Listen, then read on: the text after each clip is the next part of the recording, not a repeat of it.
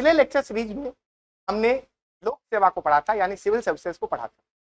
आज हम यूपीएससी को पढ़ेंगे और उसके प्रावधानों को पढ़ेंगे कि क्या कॉन्स्टिट्यूशन में उसके लिए प्रोविजंस हैं।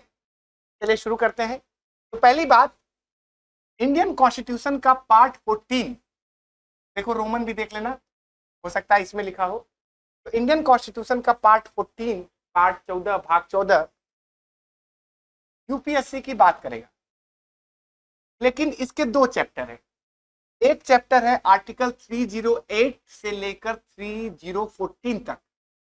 यह जो चैप्टर है ये बात करता है सिविल सर्विसेज कितने प्रकार की हैं, यानी लोक सेवाएं क्या हैं, कितने प्रकार की हैं, इनके बारे में बात करता है, जिसको हमने डिस्कस कर लिया है पिछले लेक्चर। वीडियो का लिंक मैं डिस्क्रिप्शन बॉक्स में दे दूंगा।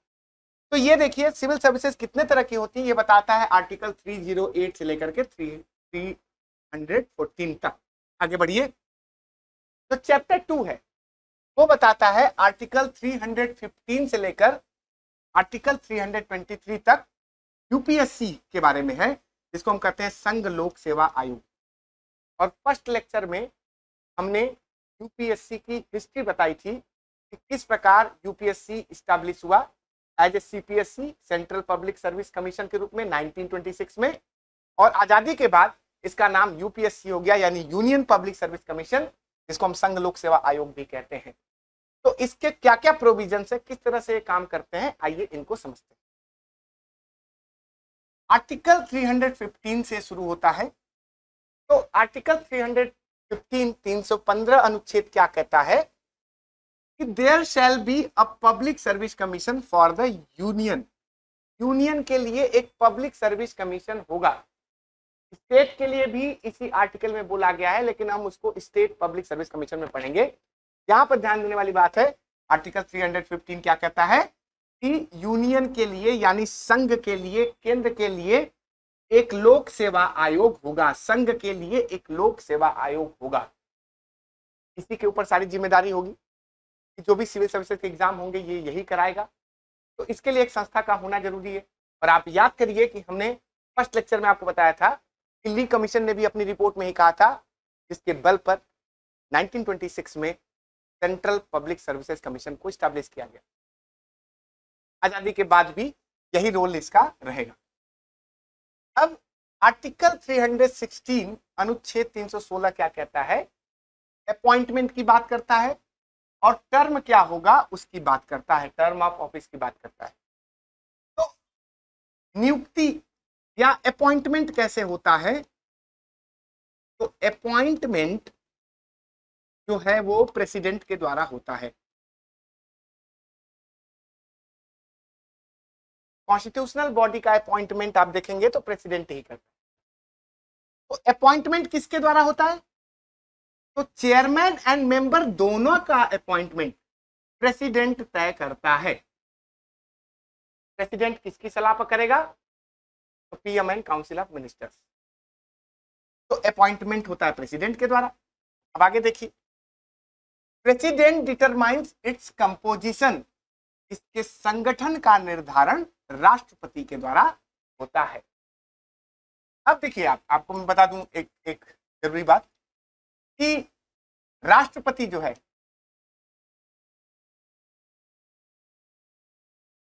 अपॉइंटमेंट करने में कुछ कुछ कंडीशंस होता है। जैसे मान लीजिए सुप्रीम कोर्ट के जजेस या हाई कोर्ट के जजेस का अपॉइंटमेंट भी प्रेसिडेंट के द्वारा होता है, लेकिन एक रिकमेंडेशन जाता है और उस रिकमेंडेशन में कोलेजियम प्रोसेस कहते हैं हम। लेकिन इस कंडीशन में कोई कोलेजियम नहीं है, यानी राष्ट्रपति, प्रधानमंत्री, प्राइम मिनिस्टर और काउंसिल ऑफ मिनिस्टर की सलाह पर अपॉइंटमेंट करता है।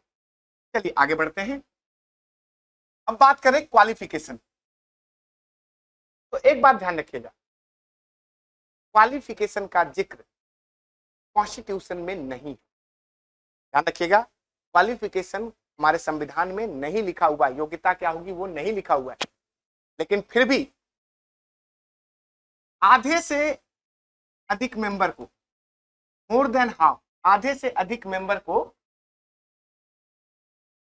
10 साल का अनुभव होना चाहिए चाहे वो गवर्नमेंट ऑफ इंडिया के अंदर काम किया हो या स्टेट गवर्नमेंट के अंदर काम किया हो।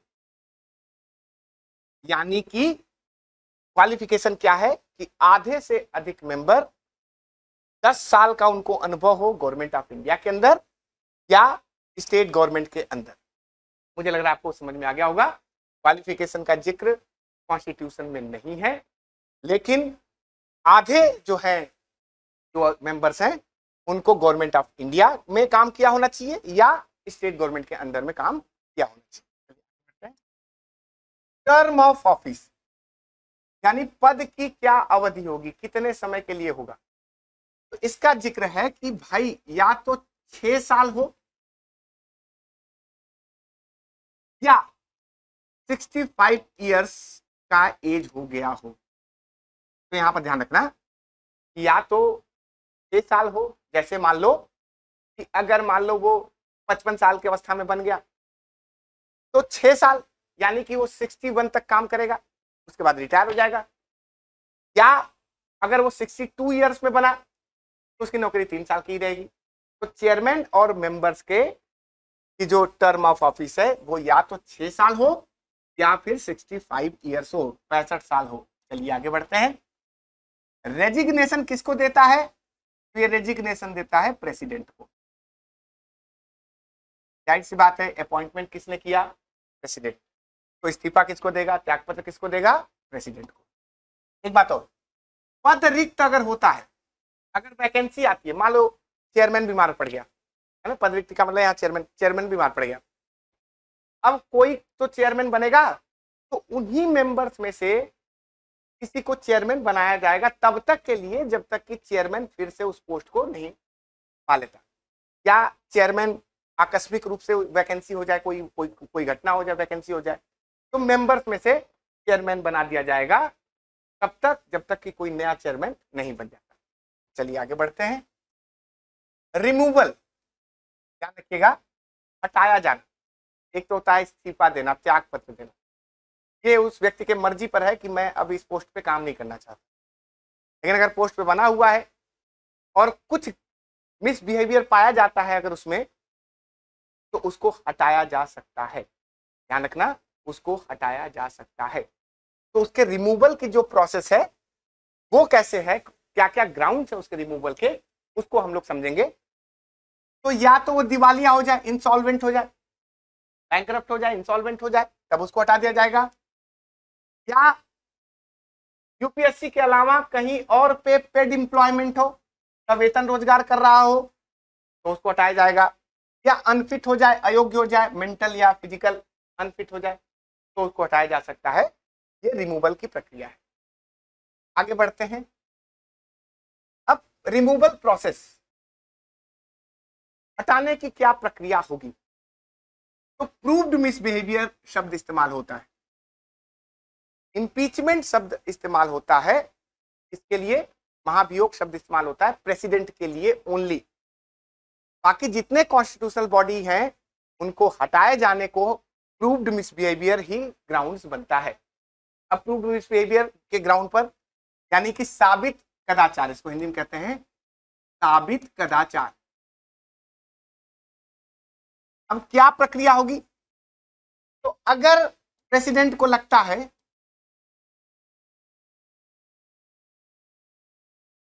कि इसकी जो गतिविधि है, इनकी जो गतिविधि है वो ठीक नहीं है, अनकॉन्स्टिट्यूशनल है, तो उसको उसकी जांच के लिए वो सुप्रीम कोर्ट को भेजेगा रिपोर्ट कि भाई इसकी जांच करो।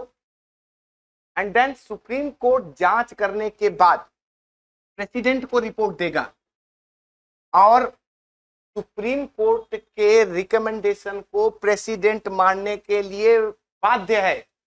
यानी यह बाइंडिंग है कि सुप्रीम कोर्ट की रिपोर्ट को प्रेसिडेंट माने।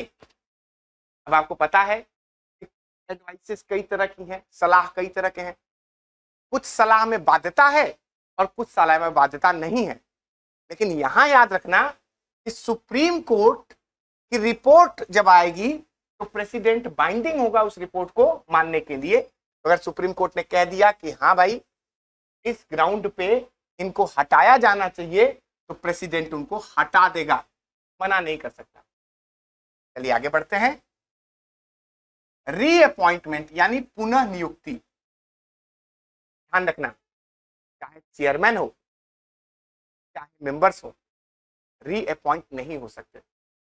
हाँ, मेंबर चेयरमैन बन सकते हैं, लेकिन फिर से उसी पोस्ट पे रीअपॉइंटमेंट नहीं हो सकता, ये भी याद रखना। कुछ कुछ पोस्ट पे रीअपॉइंटमेंट होता है, जैसे कि उदाहरण में प्रेसिडेंट रीअपॉइंट हो सकता है, लेकिन ये रीअपॉइंट नहीं होगा, ध्यान रखना, रीअपॉइंटमेंट नहीं होगा इनका। आगे बढ़ते हैं। एक चीज और, यहाँ पर एक चीज और मैं यहाँ पर लिखना भूल गया, तो मैं इसको बता देता हूं कि कितना नंबर होगा, नंबर कितना होगा चेयरमैन और मेंबर का।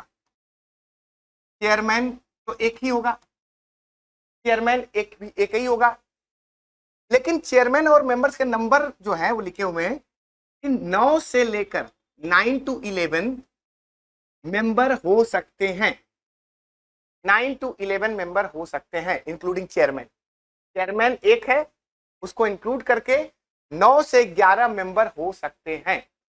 ये कौन तय करेगा? तो यह भी तय करेगा प्रेसिडेंट। यह भी किसके द्वारा तय होगा? तो राष्ट्रपति के द्वारा होगा कि 9 से 11 मेंबर होंगे। प्रेजेंट में 2014 से 2014 से यूपीएससी 11 मेंबर बॉडी है। 2014 से यूपीएससी 11 मेंबर्स बॉडी है, जिसमें एक चेयरमैन है और 10 उसके मेंबर्स हैं, 10 उसके मेंबर्स हैं और एक चेयरमैन। चलिए आगे बढ़ते हैं। अब देखो, आर्टिकल 323 बहुत इंपॉर्टेंट है, क्योंकि यहां पर यूपीएससी हर साल एक रिपोर्ट, एक प्रतिवेदन बनाता है, और वो प्रतिवेदन को कहां देता है?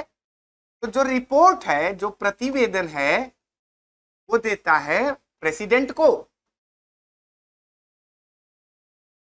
राष्ट्रपति को। अब इसने राष्ट्रपति को रिपोर्ट दी, प्रेसिडेंट के पास जब जाता है तो वो रिपोर्ट है और साथ में उसमें उसके साथ एक मेमोरेंडम जोड़ता है। अब आपको पता है कि यूपीएससी एक एडवाइजरी बॉडी भी है, यानी सलाह देने की भी संस्था है कि ये चेंजेस करने चाहिए। अब प्रेसिडेंट चाहे तो उस सलाह को माने और चाहे तो सलाह को ना माने। प्रेसिडेंट क्या, वो काम तो PM and council of ministry कहती है, बट एक नाम मात्र का ही है, तो नाम उसी का जा रहा है। तो चाहे तो सलाह को माने या ना माने, लेकिन जब वो सलाह को नहीं मानेगा तो उसको कारण बताना पड़ेगा। तो इसके साथ एक कॉपी उस कारण बताने वाला का भी जुड़ता है, और फिर इस रिपोर्ट को रखा जाता है पार्लियामेंट के दोनों हाउस में। पार्लियामेंट के दोनों हाउसेज में उसको रखा जाता है, लोकसभा में भी और राज्यसभा में, ताकि डिस्कशन हो सके, बहस हो सके। ठीक है, मान लीजिए कोई सलाह नहीं मानी गई, तो विपक्ष ये मुद्दा उठा सकता है कि भाई साहब इतना इंपॉर्टेंट एडवाइस है और सरकार ऐसी है कि ऐसी एडवाइस को मानती ही नहीं है। तो ये सब प्रोसेस है। आगे बढ़िए। आर्टिकल 324A, ये भी याद रखना, बहुत इंपॉर्टेंट है, एक एडमिनिस्ट्रेटिव ट्रिब्यूनल्स की बात करता है, जो कि पब्लिक सर्विस के सिलेक्शन से लेकर के या उनके सर्विस टर्म को लेकर के कोई डिस्प्यूट होता है तो उसको सॉल्व कौन करता है? तो ये बात करता है एडमिनिस्ट्रेटिव ट्रिब्यूनल। चलिए आगे बढ़ते हैं। ये कुछ फैक्ट याद रखिएगा, जैसे कि पहले चेयरमैन, तो हमने बताया था आपको कि ली कमीशन के रिकमेंडेशन पे सीपीएससी बना था, सेंट्रल पब्लिक सर्विस कमीशन, 1926 में, 1926 में, और उसके जो चेयरमैन थे उनका नाम था सर रॉस बार्कर। ये 1926 से 1932 तक रहे हैं। तो अगर ब्रिटिश इंडिया को इंक्लूड करते हुए पहले चेयरमैन की बात होती है तो सर रॉस बार्कर, जैसे आपको ऑप्शन दे दिया कि फर्स्ट चेयरमैन, तो आप इनका नाम लिख देंगे।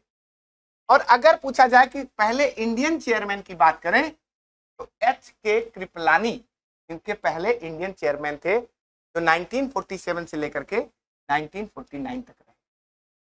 संविधान के लागू होने के बाद भी कौन चेयरमैन रहे, तो BN बनर्जी जो है संविधान के लागू होने के बाद भी चेयरमैन है 1949 से लेकर के 1955 तक। अब एक बात और, प्रेजेंट में कौन चेयरमैन है, तो प्रेजेंट में डॉक्टर मनोज सोनी चेयरमैन हैं। तो इस प्रकार से हमने कुछ कॉन्स्टिट्यूशनल प्रोविजन को देखा जो यूनियन पब्लिक सर्विस कमीशन यानी संघ लोक सेवा आयोग से संबंधित था। नेक्स्ट क्लास में हम यूपीएससी और state service public service commission से जुड़े और मुद्दों को लेकर आएंगे। तब तक बने रहिए हमारे साथ। नमस्कार।